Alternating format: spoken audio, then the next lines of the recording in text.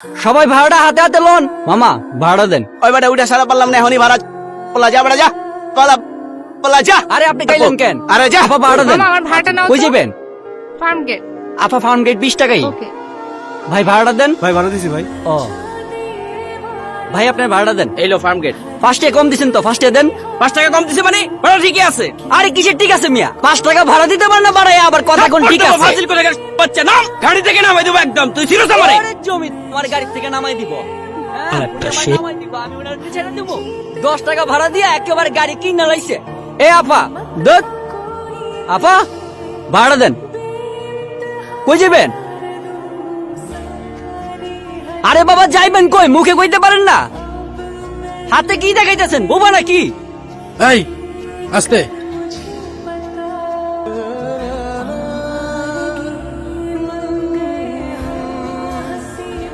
আরে দূর।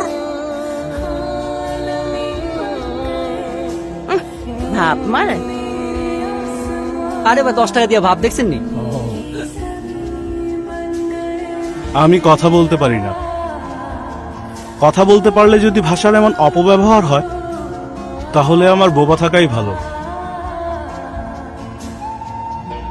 এভাবেই প্রতিনিয়ত মনের অজান্তে আমরা আমাদের মায়ের ভাষার অপব্যবহার করে যাচ্ছি। আসুন আজ থেকে শপথ করি,